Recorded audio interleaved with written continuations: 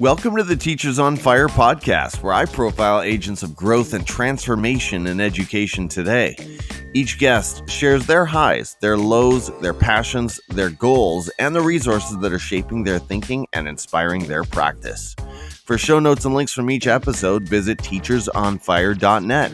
You can also follow the show at Teachers on Fire on Twitter, Instagram, and Facebook.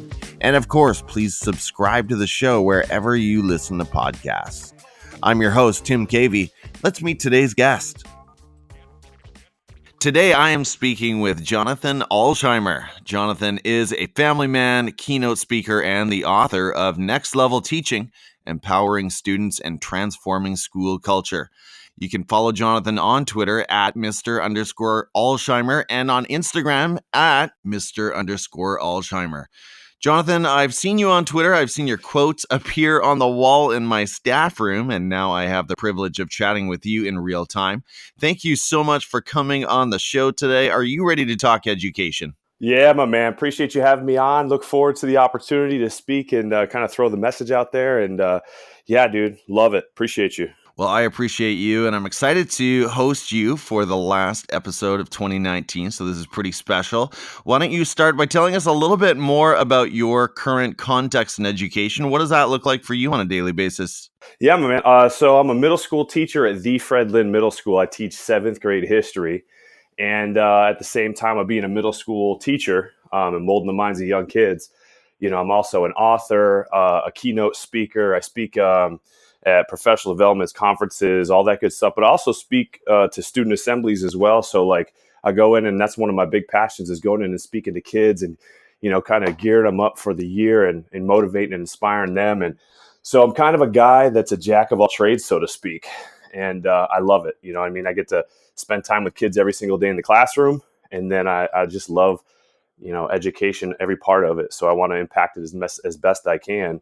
In as many ways as I can. So between speaking to staff, speaking to kids, seeing kids on a daily basis in the classroom, working at probably the most famous middle school on the planet, under the tutelage of the world-renowned Hamish Brewer, you know, I mean, that's pretty awesome. And then on top of that, being an author for Dave Burgess Consulting, I mean, what more can you ask for, you know? Absolutely. Well, I mean, I get the privilege of seeing you in action on a regular basis. And, you know, I wasn't necessarily going out of my way to prep for this conversation, but I think in the last week I've seen you doing push-ups with some of your guys. I've seen you Yeah. I've seen you playing tic-tac-toe there, or bingo rather, on the floor of your classroom. That's right. And doing maybe some rapping or some speaking at an assembly in the gymnasium. So That's right. a lot of fun stuff going on. Thank you for sharing it. It's inspiring for sure. But we're going to start the conversation, Jonathan, at story time. So if you would, share with us about a low moment or an experience of adversity that you faced somewhere in your teaching or education career, and describe how you overcame it. Yeah, that's a great question, because I think, you know, anybody that's really honest with themselves can say like, man, like there's definitely been a time or two in my life where I've really had to overcome something great. And I think one thing in education that gets lost in translation is this idea that teachers are these perfect, you know, academic beings, you know? Right. And so for me, I always share this story, and not to get too deep into it, but man, when I was born and bred in education, man, my parents were both teachers. And, you know, when I was in school, everybody probably thought, man, this kid's probably gonna be a straight A kid. And I probably could have been, but I was a terrible test taker. And again, you know, a long story short, I worked really hard. But I struggled on tests, man. I think that's why I relate so well with kids that are, you know, trying to push the envelope and try to be great, but they're, you know, second guessing themselves. And that was me, man. I kind of sat behind this facade of almost like arrogance or cockiness to hide the fact that I was really insecure about the fact that I struggled on tests. You know, I was never really the best at anything. Except for one thing, and that was never giving up. So I think one thing that kind of helped me overcome that was this idea that I was just never going to quit. I was an athlete my whole life. I'm always a firm advocate in just living life to the fullest. So I did and tried a lot of different things, and I continue to do that throughout my life. But one thing I always fall back on is this idea of hard work, rise and grind, and just never giving up. And when I got to college, I overcame kind of that struggle. I learned how to do a little bit better on tests. You know, I worked really hard everywhere else. I was always the kind kid, nice kid, People always love having me in class, but I just struggled, And so when I got into teaching, I think that really helped me mold my teaching philosophy. And I think that really helped me kind of connect with my kids, because whereas a lot of people see kids, and it's not their fault always, as like test scores and test data, I always post a lot about that. I see kids as, who they are and where they come from. And I'm just here to help them, kind of rise to the occasion, just get a little bit better. And I think that's my passion and purpose in life, amongst a couple of other things, is I relate well with that kid because that was me. And so I had to overcome that. I try to be an encourager to my kids in my classroom. I try to be an encourager to the students I go speak at when I go speak at student assemblies all over the world, telling kids like, you just keep pushing. I can tell you from my example that I've overcome things. You can overcome things too. And if it's not a test score, if it's something else, you can overcome that too. Mm-hmm. You know what I mean? And so, and same with teachers too. This is how you should look at your kids when you're in the classroom. And this is how you should maybe respond to them in a way that maybe you didn't think of before, but this is from my experience, this will help you. And so, that's just something that really helped kind of build my relationships with my kids in my classroom. And I continue to spread that message because it was something that I needed when I was a kid. And I always say this: be that teacher that you needed when you were a kid. And so that's me. And that's one of my many purposes in life, is to try and use my struggles throughout my life. And there's more than just that. I could go down a laundry list of things that, I've had to overcome in my life, just like everybody else can do the same thing. You know what I mean? But, that struggle for me is something I could share with other people. That last part is such a great message, because I think a lot of educators are tempted to sort of replicate the teaching that they saw when they were students. But instead of doing that, let's be that teacher that we wish we had. And it's not to say that all of our teachers were terrible. Far from it. A lot of us had career-shaping, inspiring teachers, and that's why we are in the profession. But I love that idea of really taking it to, as you would say, the next level, and being that person that we really needed and wanted when we were going through those same years of education. And by the way, that attitude of never give up, is that ever a perfect fit for, of course, Hamish has got his book Relentless, and you just get a sense that your entire school culture models that so well. Well, let's talk about Next Level Teaching, empowering students and transforming school culture. Tell us why you wrote the book, and what do you hope that teachers take away from it? Absolutely, man. You know what, dude? I wrote the book for two reasons. I'm going to share one that I don't normally share, if that's okay. Going back to that whole like overcoming adversity thing. When I was in school, one of the biggest tests I failed was a language arts test. It was a state test. And one thing most people don't know about me was, we talk about like never giving up and never backing down and overcoming adversity. Like I always said, I will work harder than everybody in the room. And so I said, from basically right around that time in my life, when I kind of got into the world of education shortly after that, into college, I was like, man, you know what? Like I started looking at kind of like what I was being taught and the things I was being taught. And then I jumped into student teaching, and I felt like I learned everything in student teaching and not enough at the college level. And then when I jumped into teaching my very first year, I was like, you know what, man, I'm going to write a book. And it was all kind of that same concept of thought, like, you know what, I'm going to write this book because I got something I want to say. I got to write this book because I got to overcome, in a lot of ways, a demon that kind of was on my shoulders before, of, struggling in the world of academics, and how much more of a mic drop or a stamp on that would it be than to write a book. You failed a real important English test. Probably people were looking at you like you're going to be, not that great. I always say this. I had some people in my life. I had a teacher that called me stupid. I had a teacher that said I wouldn't amount to anything. What kind of mic drop would that be to write a book, And then on top of that, to write a book about teaching specifically. And so my big push on this, and this is to answer the question in part two, is my hopes in the book is this. I want to have teachers, so often with teaching in the world of education, teachers kind of think like the culture and the climate of my school stops at the threshold of my principal's door, and it stops, and my influence stops at the footsteps of my door as a classroom teacher. And that's so not true. And I think so many times people are trying to get this answer of like, how do you make a school better? How do you make a school better? And obviously it takes a lot of different pieces. So this book is not to say you as a teacher can completely revolutionize your school by yourself. That's not possible. But your influence can be felt and should be felt throughout the entire school building. You have kids in that school that the things that you do and the things that you say and how you do these things should influence people outside of your room. And you can be the driving force of school culture in a lot of ways. Like, obviously it takes a lot of pieces to the puzzle. It takes a great principal. It takes other great leadership. You know what I mean? And it's also, it takes a lot of great teachers, but that influence needs to spread throughout the school. And in the way to do that is through implementing small things from student engagement, you know what I mean? Getting kids sucked into your classroom and hyped about some lessons that you're doing, and looking at things differently, looking at things like, all right, this is how it was done before. How can I take it to the next level with something small? A lot of times people think like this whole book is about like, you got to be the greatest teacher on the planet, or you got to think of something that's never been thought of before. You got to recreate the engine. No, you don't. Or like, for example, like, when you're driving a car, I always say this, like, you know what I mean? You gotta build the car from the ground up. Nah, man, the steering wheel's there. Just put it in the car. Think of something a little bit differently and start turning the wheel and drive that sucker. You know what I mean?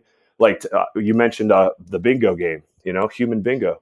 Taking a worksheet that you would put on a desk and do bingo review, and all of a sudden put some tape on the floor and have kids be the bingo pieces, and all of a sudden they're moving around the room having fun. And that's all about the book, man. Like engaging kids in the classroom, building amazing relationships with kids, how teachers can form community partnerships and bring in the outside world, man. There's so many companies that want to get involved in school, and it's our job to go out and reach out to them and what we can do and how we can empower our school and our students with that. And then finally, just the contagious environment that we create in our classroom and in our school by bringing energy and being throughout the school. And I say this all the time, man, like, you don't teach every single kid, but every kid's your kid, and every single kid in that building should know who you are. You know what I mean?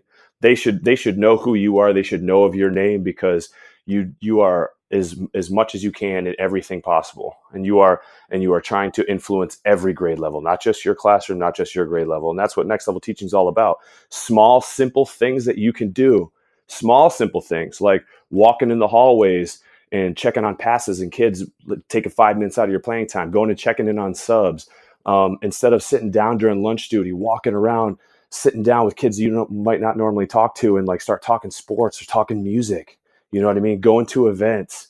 Even if you don't have time to go to an event, how can you still impact kids? Well, on your way out the door, stop into a couple after school tutoring sessions. Just say, hey, what's up, guys? How you doing? What you learning about? And just those small things. And that's what it's about. And I think that's why this book is so powerful. It's small things that you can do to just impact the world around you, impact the culture of the school, impact your classroom, and ultimately be that teacher. I always say that teacher that you knew when you were a kid, that we always remember having that teacher that shaped our influence on education. Whether we loved school or hated school, we had that teacher that we loved. And this is just another book to read and then take a little bit from it, maybe adapt a little bit, and then think about how you can already increase the amazing amount of work that we already do in the classroom. So awesome. So good. Well, Jon, let's keep that going. I want to play a clip from a tweet that you have pinned to the top of your Twitter feed right now, and it's going to give the listeners more of a taste of your message. And then I'll follow that up with one more question on this whole topic of relationships. If my daughter's in the front row of my classroom, how am I going to treat her? I want to teach her. I want her kindergarten teacher last year. I want her to, when she walks in, I don't care about all the academic stuff right away. Do you love her? Will you advocate for my daughter? Will you empower my daughter? Will you treat her like you would treat your own daughter? And most of all, the number one thing I wanted for my daughter, my wife wanted for our daughter, and we got it, was we had a kid who was afraid to go to school, didn't want to go to school, was crying when she had to go to kindergarten. By the end of the very first couple of days, we said, what do you think? And she goes, Daddy, I cannot wait to go back to school tomorrow. That's your job. Forget the instruction. That's all part of it too. But at the end of the day, your job is to create an environment in your classroom where your kids feel empowered. You got kids that have nobody in your life, in their life. You are that person. You're the person that needs to say that you're proud of them because they've never heard that, or they haven't been told they were loved. You have to give them a hug. You have to tell them it's okay, because that's what they're searching for. They're not looking at you saying, help me at fractions. They're not going to work hard at fractions because they love fractions. They're going to work hard at fractions because they love you. Now, what are you willing to do next week? Powerful stuff. I'm getting chills here. So let's talk more about that. And I want to speak specifically to those teachers who feel like, I've tried to reach those kids, and maybe there's some kind of a disconnect, some resistance. The kids aren't buying what I'm selling. What's your advice? Where can they go in 2020? Dude, that's a great question. And kind of going back on that quote there's a couple different answers I would give to those teachers. And that's this, man. Like, first of all, think of it like this. Like I just said, think of it like your kids in the front row, back row, middle row, side row, standing out in the hallway, whatever it is. Think of it like every kid in that room is your kid. How would you respond if it was your kid? And then all of a sudden you start thinking like that. you start kind of second guessing, or at least thinking a little bit more deeply about your responses. Also, you start thinking deeply about how you instruct your classes. Like, what kind of instruction do you want to provide your kid? You know what I mean? What kind of levels of rigor do you want your kid to see? In that quote, I talked about, like, forget the instruction. That's all part of it too. At the end of the day, you have to build relationships with these kids where they feel empowered. Well, it's all part of it. But the biggest part of what I think would help teachers is under the understanding that you're going to create great levels of instruction, because that's all part of it too. What are you doing to build those relationships? And I would think of a couple of things like this. I wrote in my book about something where I call it, a lot of teachers called it throwaway minutes. If a kid is struggling to build relationships with you, it's probably because there's something in their backdrop and their history, whether it be with family at home, whether it be with education in general, where they have a wall put up, and it's our job to tear that wall down. And that's what you got to think about. And you got to think like, all right, well, this approach didn't work, so how can I change it up? And one of the things that I do is with throwaway minutes, like, I'll build connections with kids because they'll like my classroom because I just did something different that no one else has done. And I'll even mention, I'll be like, how many times do you have teachers that have you do whatever? You know what I mean? And one of the videos I posted on Twitter was the very first week of school. I'm a firm advocate in routines, setting the standards, setting the bar, but also getting kids to love school. And that's what it is. Like, how are you making school fun for that kid? You know what I mean?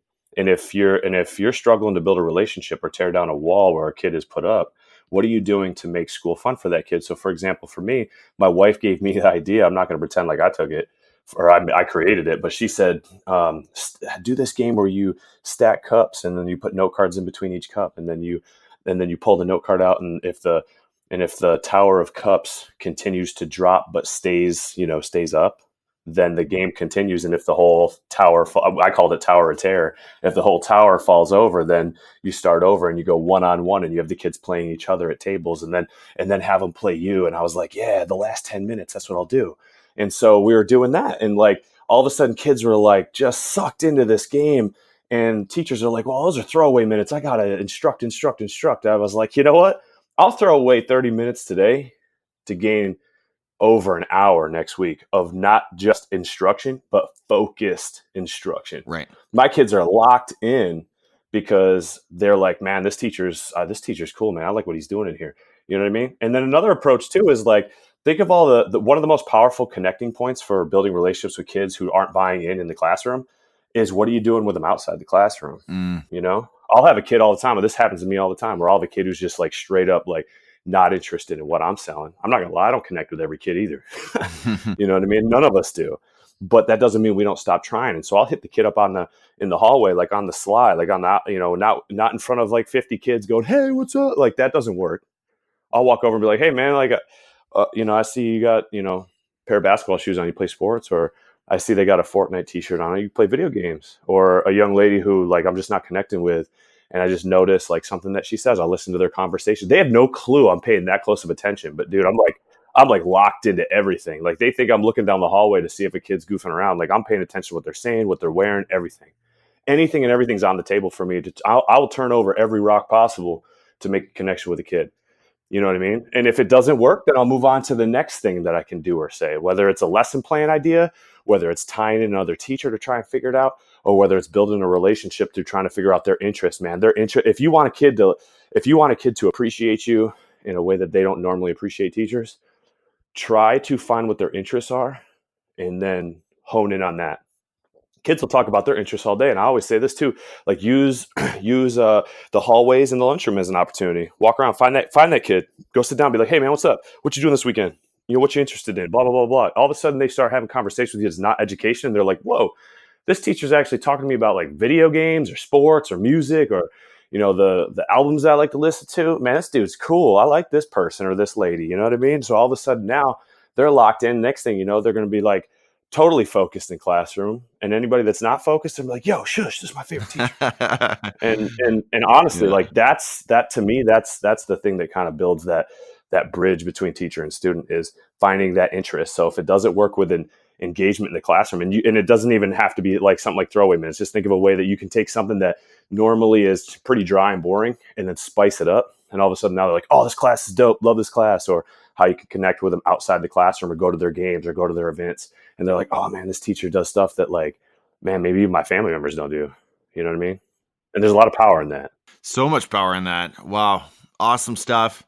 Thank you, Jon. Well, as you look across your PLN, Jon, and your own practice, is there something else that is setting you on fire? We've talked a lot about relationships. We've talked about taking it to the next level with kids. What else is really pumping you up in education today? Dude, this is going to sound so silly because it actually started at my school. But one thing that I'm fired up about, and this is one of my, and you mentioned like a video of me doing push-ups with kids and things. One thing that I'm really hyped about, and I'm loving the fact that like the world is kind of like catching fire on this idea, is this idea of there's a company called TeacherFit that creates a fitness, it's a health and wellness program for teachers. And love it. And I just love it. Yeah, I just love it. And here's the whole like really quick like get up around it. Like at first I was like, what is this? And then I got locked in because I'm a big fitness guy myself. But like, you know, I was kind of like, well, I work out on my own, you know, blah, blah, blah. Like, do I need this? And so first of all, the cool thing is it's a cheap program for an entire school. So it's wicked cheap, like it's like $500. I think our school bought it for the entire staff for the entire year. It's like $1 a person for a month. It's nuts. And you have access to everyday workouts, right? So if you're working out, you know, you feel healthier, you feel better about yourself. All of a sudden now you got more energy in the classroom. You just feel more positive with kids and all that stuff, right? So there's that. But the other thing I love about it, and I utilize this for, is I'm big on mentoring. And I'm big on finding any avenue, like I just said, any avenue to get a kid locked in, right? So, and I work with a lot of the restorative practice in our school. And so working with kids that, you know, sometimes get in a little bit of trouble. And sometimes I have kids that just want to hang out with me after school. And they're like straight A kids who never get in trouble. And they're like, hey, Mr. Alsheimer, can I hang out with you after school? Yeah, let's go. And so what I do is I use TeacherFit and some of the workouts that I learned on TeacherFit. And sometimes I'll just like play TeacherFit after school and I'll work out with the kids. So I actually posted a video. And while we were working out, we're running through the hallways doing stairs before we get to the gym to do our TeacherFit part of the workout. And I have kids that are like, they're saying it to me as we're running by. Mr. Alsheimer, can I work out with you tomorrow? You know, Mr. Alsheimer, what are you doing? And I'm like, even teachers, man. I had teachers that were like, yo, can we work out with you too? So next thing you know, I got more kids joining in. I got more kids coming in. I got teachers that want to get involved in. I think that's something that teachers should really gravitate towards. I've been preaching it since I got involved in the program myself, just like get my own login and working out. I'm like, you can look at something like this. That's next level teaching, man. Look at something that you can utilize and take any situation to the next level. You know, you can stop your class in the middle of class and go, all right, 5-minute brain break. Let's do some whatever. What's the workout of the day? Let's do the workout of the day for like 5 minutes. You know, turn it on, or you've already done it that day, so you already know what the workouts are, and you can say, okay, we're going to do squats and jumping jacks, and we're going to say boys versus girls, or this table versus this table. Who can do more? How do you mark, set, go? And all of a sudden, kids are excited just because you're having a competition to have fun. You know what I mean? And you're building relationships in a way that's not school related. And I think that's key, man. Kids want to build relationships with teachers. That's not always about facts and numbers on a whiteboard, chalkboard, or whatever. And so this provides you an opportunity for that. TeacherFit and student fit, it sounds like. I love it. And absolutely, there's such a strong connection between the physical, the mental, the emotional, right? We've got to make sure we are properly centered ourselves to deliver our best. You know, it's funny, I teach 8th grade, and lately they've been connecting at brain breaks with some of the Just Dance videos on YouTube. I just throw like One Direction or, you know, some of these videos. My class goes nuts for those, and which is pretty refreshing because usually at 8th grade it's, you know, you've got a good number that are too cool for school, but no, this group is pretty fun. So if you're out there looking for a brain break idea, check it out and jump on Just Dance on YouTube.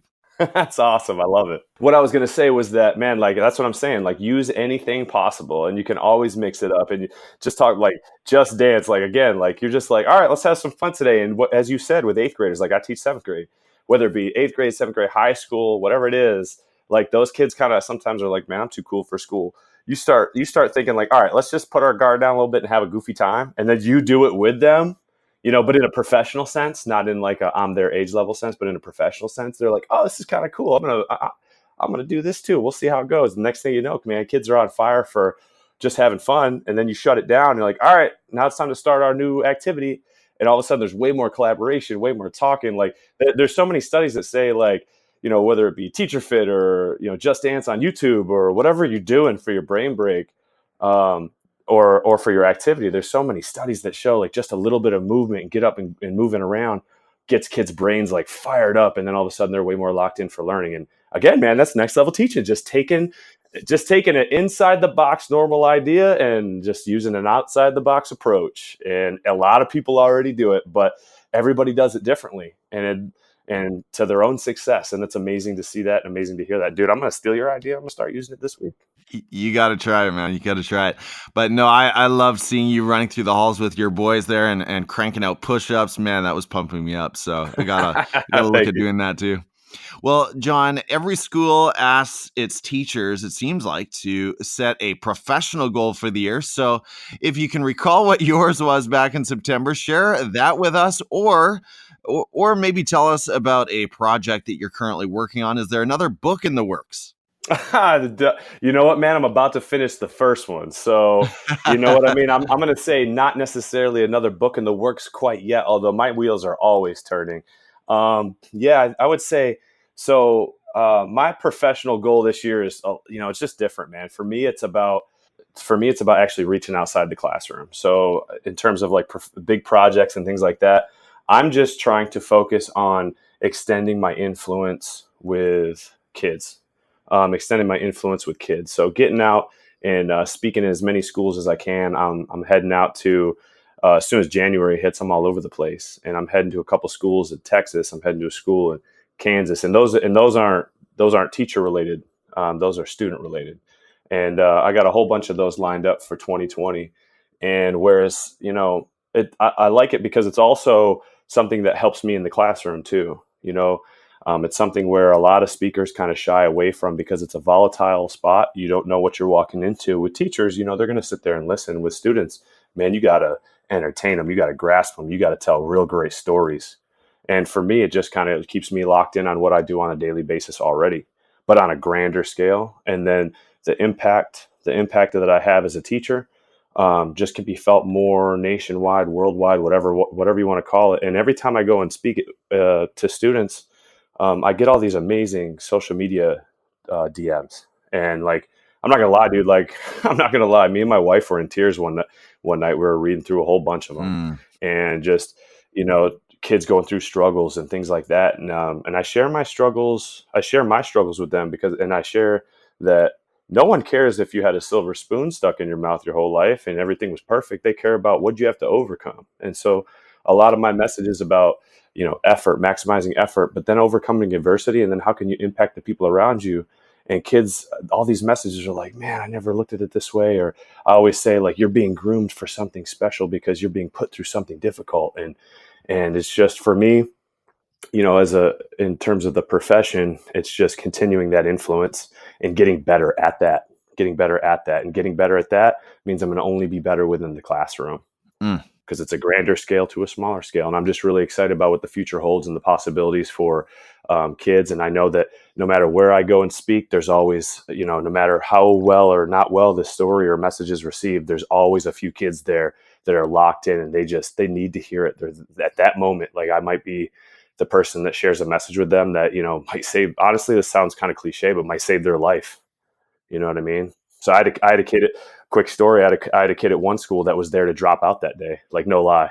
And I didn't even know about it. And the secretary came up and said, he actually showed up today to drop out. And then she came up to me afterwards in tears. And she said, he told me at the end of the day that he's not going to drop out. He's going to give it a go. And I was like, I'm not going to lie, dude. I teared up too. It was, not to sound kind of cheesy, but I was just, it's life-changing. So that's what it's all about for me. Outside of education, Jon, what's another area of learning for you? What is it that ignites your passions outside of the classroom and brings you alive as a human being? Dude, I'm all about just getting out there and living life, brother. Like, that's me. Like, that's been me since I was a kid.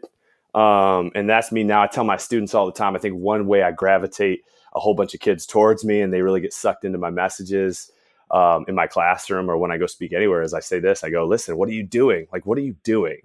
I want to do stuff in life, and I want to experience life. And the worst thing for me is to get to the end of my road and think, what if, or why didn't I? not crazy things that are like, bad, but like experiencing life, visiting places, going places. For me, like I got a laundry list of things I still want to do, but climbing mountains, whitewater rafting, skydiving, cage fighting, like yeah, dude, like it's everything, man. I've done all those things, and I plan on doing so much more, man. I got something on my bucket list. I want to do shark cage diving next. Like I want to do, like I just want to. I'm just filled with this whole like, I want to experience life in the best of ways, and I want to be the best person I can be. And I'm not going to be the best person I could be sitting on the couch. You know what I mean? And there's an element of balance there, where like you can't do that all the time. You know what I mean? You got to relax sometimes. There's days where I've crashed on the couch, but like in terms of my life, like I want to be able to tell my kids and my grandkids stories, and that's me. That's my passion. Outside of the world of education, I just want to go out and do things and experience life and have fun. Take my life to the next level, brother. And then the best part about it is that all that stuff I can then tie right back into the classroom, and it's amazing how you can take a skydiving situation or whitewater rafting where you got flipped over and, it's crazy rapids and you're like trying to survive, or climbing a mountain and all these different things that I've done. Even cage fighting, where I've used all these different stories in my classroom to build my kids up, build relationships, and relate it to content and instruction, dude. It's crazy. So that's what I love to do, man. That's my passion outside the classroom. You got to tell me more about this cage fighting. What did like? How does an MMA fighter fit into the classroom? So, like, is this something you played around with for a while? Is it something you still do? What does that look like? So I still train MMA. So this is how it went down, dude. This is the story that I kind of tell. It's the quick version, right? Sure. So my wife, I've always had a passion for like the UFC, mixed martial arts, and all that stuff. So I told my wife, and my wife is very much against all of that stuff. And I'm not, and honestly, I'll be honest with you. Like when I share these stories in my class, I say this, like I've never had a fight outside the cage. I've never had a fight outside of training, ever. And I always think that people that are fighting in the streets, they feel like they got something to prove. I got nothing to prove. So that's not what I'm going to do. And I share that story with my boys, especially. They need to hear that, the young men. And they really like to hear that from me, because I fought in a cage. So you have a cage fighter that's saying, don't fight outside of school, don't fight anywhere, right? So anyway, the story goes, I always wanted to be a fighter. And my wife was like, no. Well, she was gracious enough to let me have one go, because I was like, got to live life one time. You know what I mean? So what the story that I tell is this, like, just in everything that I do, I brought a UFC fighter to my school. We made connections with, national brands with my school. And it was literally just me reaching out, doing things. I share all that stuff in my book. And I share this story in my book too. I reached out, I got a fight, and I was like, you know what? Let's just not have any fight. I'm never comfortable with just the basics. I always say, like, the only limitations are the ones you put on yourself. So I was like, listen, let's make it like a main event. Let's make it this. Let's make it that. Next thing you know, I had a title fight. I'd never fought. I had a title fight against the two-time middleweight champion with over 16 fights. I'd never fought. And not only that, we were the main event, which means we were the last fight, the most important fight on the card, where everybody's there to see me. And on top of that, I had reached out and I got sponsors. Companies that sponsor UFC champions were sending me free gear that I was wearing when I was training, and I was wearing it in the fight, and all this different stuff. And of course, it was a great contest. One fight a night. I ended up losing. I was winning for a while, and then I didn't win. But the story I tell is that I wrap it around the idea of, I could have been like the first fight on the card and wearing some basketball shorts. And instead, I can't live life like that. And I kind of challenge my students, and I challenge staff members, and I challenge people like, I could have just been okay with this, but I'm not okay with that. I want to look at things like outside the box, and I want to bring in the best things that I can in my life. And I went from being, this nothing fight on this card to all of a sudden the fight, championship fight with sponsors. I shouldn't have had any of that, but I had it all because I refused to live life any other way. And similarly, like in our classrooms, and similarly in our lives as students, you can be okay with whatever you got, or you can just push it to the max, expect to hear the word no a few hundred times, but keep fighting for what you want in life, and you will get it. You will get it. And I have more than enough examples of that in my life. What an awesome story. I absolutely love that. And I'm glad I asked. That is phenomenal. What an experience to be able to share with your kids. Yeah. I know for me, I've had a history of shoulder dislocation, so I would be absolutely terrified to jump in the ring. Yeah, it's just crazy. picturing what might happen, but that's phenomenal. That's definitely a first on the show. Well, Jon, one more question before we get into our quick picks. Can you tell us about a personal habit or a productivity hack that contributes to your success and allows you to get it all done? I mean, you mentioned you're a teacher, an author, a dad, and all of these other roles and capacities in your life. How do you balance them all? How do you maintain productivity? That's a great question. It's a great question. And every time I talk about kind of my professional story, everybody's like, "How do you do it?" And it comes with a couple of different answers here. Um, number one, I'm going to use Hamish Brewer's word. Here you go, brother. Relentless. I have a relentless drive. I have a relentless drive inside me to always push and just look for ways to um, help people, make an impact, do more. So naturally, and that's something that I don't think um, is always as profound as it can be later in life. I think it's something that it's in you, or even if it's not, like, you groom that over the course of your life. So when I go and talk to kids, and I talk to kids in my classroom, I say, listen, you need to groom this idea of hard work and effort and drive within you. So I've been grooming it my whole life, and I failed a lot, and that's okay. And then I've succeeded a lot, and that's great too. But this idea that I'm always looking for something new, the new challenge. Like, I'm not okay, like I said, just sitting on the couch, man. It's time to rise and grind, take it to the next level, and live life to the fullest. So there's that. The other thing too, though, is a lot of times. So, for example, for me, I'm accomplishing my second graduate degree. I've already have one master's degree. I'm getting a second master's. I'll graduate this spring in educational leadership. Yep. So at the same time I'm speaking to teachers at conferences and all this different stuff. I'm speaking to students. I'm writing a book. I'm also getting my second master's degree. I'm also a teacher. And so with all that said, I don't get a whole lot of sleep. So with the time that, the other part of it, as you mentioned, balance, like, you just got to sometimes take time for yourself. You need to go do something fun, like, every once in a while. And my wife is like my backbone with all of it. Like, she tells me when to shut it down for the day and go have some fun, or we go out together, or we just relax in the house and chat and stuff. And I have an amazing family, and so I have a drive to push harder for my family, my wife and my kids. And I have an amazing wife that helps me balance my life. She tells me, it's kind of funny to say that, but she tells me when to go for it, and she tells me when to, hit the brakes a little bit. And then we go and do fun things. Like yesterday, we literally were just in New York City. We were in New York City for her birthday, and we went and saw a show, Wicked, and we just kind of had fun, like, bouncing around the city. And now we're back and we're getting ready, doing different things here. So, as teachers, it's important to push, but it's also important to work harder. Work smarter, not harder. And I do that too. Like, when I'm teaching, when I'm looking at lesson plans, again, Next Level Teaching, not to push the book again, but this is why Next Level Teaching is so awesome, is because it's not about spending hours on Pinterest or hours on Teachers Pay Teachers, blowing your, all your bank account, like, trying to figure out the next and greatest and doing all this different stuff. Like, at the end of the day, there's going to be new programs, new technology, new this, new that, but you are the greatest piece of technology in that classroom. And your ability to look outside the box and take something small and just kind of mix it up a little bit, something simple, is what makes your classroom that much better.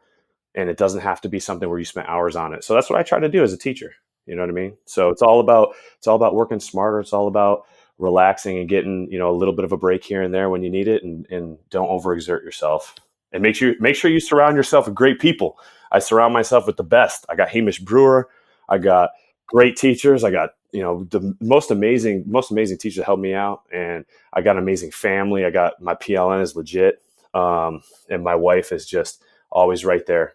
So, and she means the world to me, and she really helps me out. So. What a great bundle of advice. And I think especially of rookie or inexperienced teachers, I think back to the early years in my career where I put in those long hours in the classroom, stayed long after the last bell, and just working and designing worksheets or whatever I was doing. And it was just, sometimes I think I love the part about working smarter, not harder, because sometimes we invest so much time on activities that really have a poor ROI. And so sometimes it is about finding those efficiencies and maybe rethinking an activity. There's another expression out there. I'm not going to get it right, but we want students to be working harder than we are during the learning, right? And if the teacher is doing all of the work, then maybe something's wrong with that dynamic. So what a good bundle of advice. And again, you mentioned taking a break with your wife in New York City to see Wicked. I like that too, because I'm headed there in a few days, and we are seeing Frozen. So Oh, yeah, I, great. I have to suffer through that, but in exchange, my wife has to suffer through a Rangers game. So, Awesome. it goes both ways. Dude, balance, man, balance. That's right. Well, let's get into your quick picks, Jon. And here we want to know the education voices and resources that are shaping your practice and inspiring your thinking today. So real quick, give us one or two for each of these, starting at Twitter. And I know this is a tough one. Tell us about someone we need to follow there and share why they've been inspiring you lately. I mean, I'm not gonna lie. Like I think that this kind of goes without being stated, but one of the people that just inspires me tremendously, and I'd imagine that most people are already following this gentleman is Hamish Brewer. He's I got to throw his name in there because he is my principal.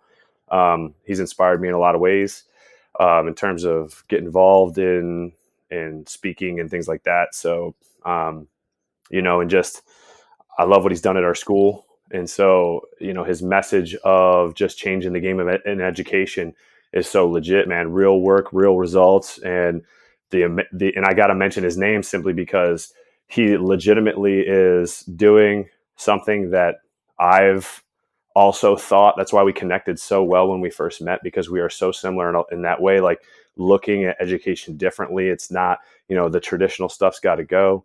And just I feel like the whole realm of education is kind of gravitating towards that message now. And I got to give props to that, because without him shedding light on, the fact that things can be done differently, you can look differently, you can talk differently, you can do this, you can do that. As long as, if it's good for kids, it's good for education. And as long as kids are learning and kids are loving school, then it's something that should be done. And so I got to give him props, man. No, for sure.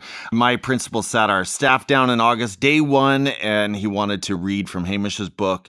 Hamish is a pretty cool dude. All heart, absolutely. Yeah. Point us to an edtech tool, Jon, that you currently love using in your classroom or your professional practice. We haven't talked a whole lot about technology, but is there something that is really engaging your kids these days? Dude, I'm going to throw something out there that's totally random and totally, I think it's something that people are like, wait a minute, what? One thing that I like to use in my classroom periodically during different projects is the use of, and you can use this in a lot of different ways, and this is going to sound funny, but iMovie. This is a tech tool that where kids are creating their own footage. And it's one of the ways I make all my videos that I post on Twitter. But I had kids they don't want to do a presentation. Well, all of a sudden you have them record it on iMovie and chop it up and have some fun. All of a sudden they're engaged in that actual presentation. Whereas before they're like, all right, like 5 seconds before they get up, all right, what are we going to say? Whereas now they're like scripting it and all that stuff. They're creating projects or whatever. They're doing research papers, all these different things. And they can use iMovie as a way to build a story. And they really get sucked into it, man. I'm telling you, it's like as normal as that might be. Like, it's just an app on your phone, and you could put an app on an iPad. Kids are just like, oh man, this is so cool. I can cut it and edit it. And all of a sudden there's a passion for education that with certain kids that like you just didn't see the day before. And all of a sudden they're utilizing something so small like iMovie, and they're like sucked in to a project that maybe they don't necessarily love the content, but they love the idea of what they're doing. So now all of a sudden they love the content. Right. And to all the Chromebook schools out there, WeVideo is a great alternative, but absolutely, iMovie is so user-friendly. Yeah. Love that one. Now, let's talk about books for a moment. Has there been a book, Jon, that has really impacted your life, either personally or professionally or both? Or is there one that you've just been reading lately that you'd like to recommend? Yeah, man, I'll throw two out there. I'd say, like, in terms of the world of education, first of all, when I read to learn. So, naturally, in terms of education itself, I got to mention Relentless from Hamish Brewer, of course, because not only is he my boss, and I can vouch 100% for the fact that everything he writes in there is legit. It's not just words on paper. It's legitimately actions that you see every day in the hallway. But it's a game changer for leaders. It's a game changer for teachers. I suggest 100% purchasing that book. not only did and I wholeheartedly love that book so much. Not only did I get a chance to be a guest writer in that book, I wrote 2 pieces in that book, but I also endorsed that book for him because I believe in it so much. And you can see the world of education is really sucked into that one. Another one that I read that's not education related, but I loved it is I love service members in the military, probably naturally because I'm a history teacher. So I read a book, Leadership Lessons of the Navy SEALs. And, it's a book that talks about, leadership lessons of the Navy SEALs, but it relates so well to so many different aspects in life, especially education, in leading a school and then leading a classroom. You can take so much of this book and you can go, man, I can use this idea in my classroom, or I can use this idea when I'm dealing with teachers, or I can use this idea when I'm dealing with a struggling student or an angry student. You know what I mean? So there's so much in this book that, like, when I read it, I was reading it more just for, natural knowledge of leadership ability. But then I was like, man, I'm going through my degree to be a principal. I can use so much of this when I take over my own school. And actually, as I kept reading it, I was like, man, I could use this right now in my classroom. And I have. So it's a great book. Is that another Jocko Willink book, or is that by someone else? Jeff Cannon. So Jeff Cannon. Okay. Yeah. Cool. Now, Jon, speak to Teachers on Fire Nation right now about another podcast they need to subscribe to. Have you got one that is really inspiring you? So there's a new push for, if you've ever heard of Jostens Renaissance. Jostens Renaissance is pushing out a new series for podcasts. That's a good one. TeacherFit, like I just mentioned, how much I love them. They have a podcast as well. But I suggest, in general, just listening to as many as you can, because I have a long commute, so I listen to a lot of them, dude. And so what I like to do is I really like to listen and try to like just gain some insight from every single one that I listen to. Jon, last question just for fun. Talk to us about what you're watching on Netflix these days. We are on the holidays. Or if you want to take it there, tell us about your all-time favorite Christmas movie. Dude, great questions. So, man, I'm totally lame. When you want to talk about balance, here you have a guy jumping off planes and all this crazy stuff, cage fighting, and I'm watching Disney stuff on Netflix. Oh, yeah. Man. I'm watching little kid stuff, man. So I got 2 little girls, one that's almost 7 and one that's 2.5. So yeah, whatever we flick on Netflix, dude, it's all about, just little kid stuff, which I love. That's part of my balance, you know what I mean? But favorite Christmas movie of all time, that's a tough one. I got to go with my all-time favorite with Kevin McAllister, Home Alone 2, Lost in New York. That movie's legit. It's awesome, man. I'll tell you what, I still remember when I was a kid, like when he was throwing bricks off the top of the building and hitting Marv in the face with those bricks.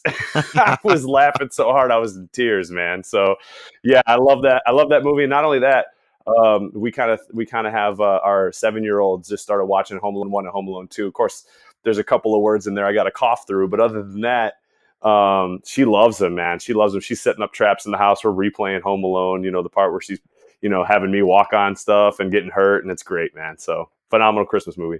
Good picks, Jon. Well, for all of the listeners interested in your message and wanting to connect with Next Level Teaching and just hear more about what you are putting down, what are the best ways for the listeners to follow you?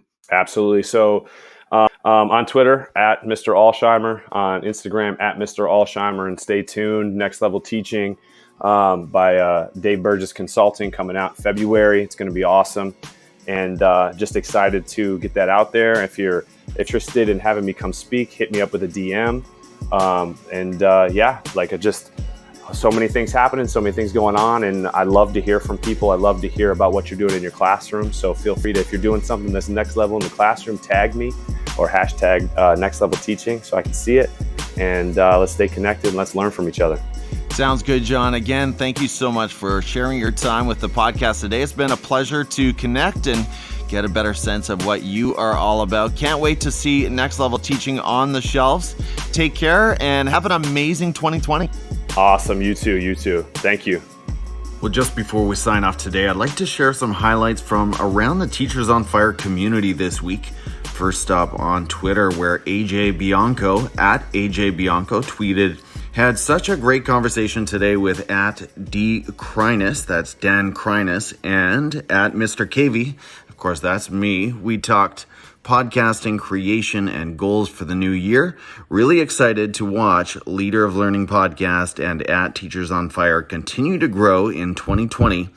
hashtag PLN, hashtag podcasters breakfast, hashtag coffee edu. And of course, AJ is referring to a breakfast that Dan and I shared with him right in the heart of Manhattan earlier this week. And that was fantastic to meet two former guests of the show and hosts of their own podcast in person. So thank you again for the tweet there, AJ. Next up on Instagram, a highlight from that platform, Stephanie Edmonds at class.disruption wrote, "Yo, you're in my city. Enjoy."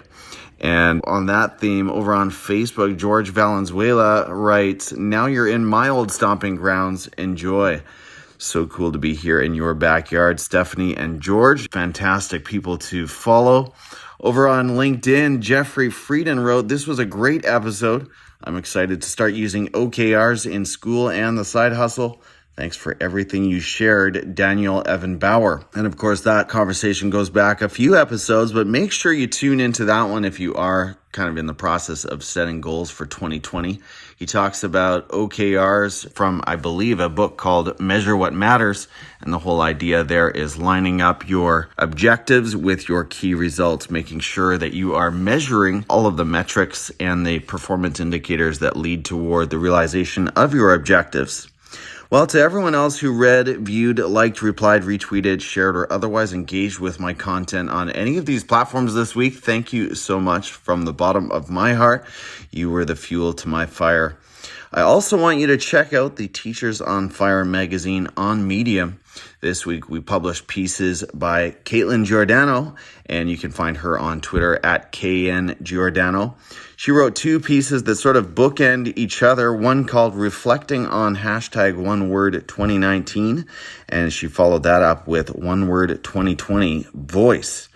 And I should mention that her one word from 2019 was intentional, and she looks back on the year with kind of a thoughtful reflection, as is the title. Talks about how her practice changed dramatically through the year. It's pretty awesome to read about, so thank you for that, Caitlin. Next up, Debbie Tannenbaum, who's been a regular lately, and you can find her on Twitter at Mrs. Tannenb, wrote a piece called Dreamcatchers Be Real. And this was a book reflection. She read two books, one about everything we need to do by 8 a.m., and that was an interesting list, and then one called Be Real, and of course that's from Tara Martin. And so Debbie talks about how both books were pretty instrumental in shaping her thinking and changing her perspective heading into the new year. And then also on the magazine, I wrote a piece called The Surprising Power of Circles. And in that post, I talk about the ways that circles are making a difference in my classroom culture and also even in our staff. And I share a story from earlier in the fall where very quickly we got to know each other kind of on a deeper, more intimate level in a matter of 15 minutes just by getting in a circle and sharing some real stuff. So take a look at that. The last post on the magazine comes from Tammy Breitweiser, and you'll find her on Twitter at TLBREIT. She wrote a piece called 5 Education Questions, where she reflects on the 5 questions that she used to push her professional growth recently. And so make sure you tune in for that one as well. Lots happening on the Teachers on Fire magazine on Medium. And if you're wondering what's going on Medium, or how can you get in touch, how can you connect, you'll find it on medium.com or on the Medium app. If you're already an education blogger, consider joining our growing writing team there. You can continue to publish content on your own blog, and you keep full credit and ownership of your content on Medium. Message me at Teachers on Fire on any social media platform for more details.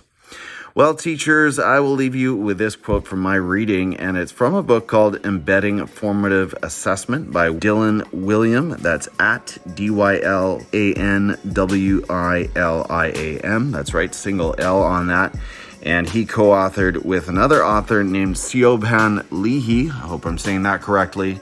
And the quote reads this way: "In general, students seem to find it easier to identify qualities of good work when 2 pieces of work are contrasted than when they are given a single piece of work, regardless of whether it is strong or weak." I'll read that one more time. Let that sink in. In general, students seem to find it easier to identify qualities of good work when 2 pieces of work are contrasted than when they are given a single piece of work, regardless of whether it is strong or weak. I love that quote because it reminds me of the importance of breaking out exemplars of work. And as teachers, I think it's easy to put one great piece of work up on the screen or loading it up on Google Classroom or whatever platform, whatever LMS you might be using. But we need to make sure we're showing students a range. We need to show students the full spectrum of proficiency. And so, again, an amazing book on assessment. It's called Embedding Formative Assessment. Make sure you take a look at that one if you are thinking about redefining your assessment practices. Well, I'm your host, Tim Cavey, and I want to say that I'm so grateful that you decided to spend some of your day listening to this podcast. I hope that in some way the content you heard today from Jonathan Alsheimer ignited your thinking and inspired your practice as you start the new year. And I'll meet you next week right here on the Teachers on Fire podcast. Take care and have a great week.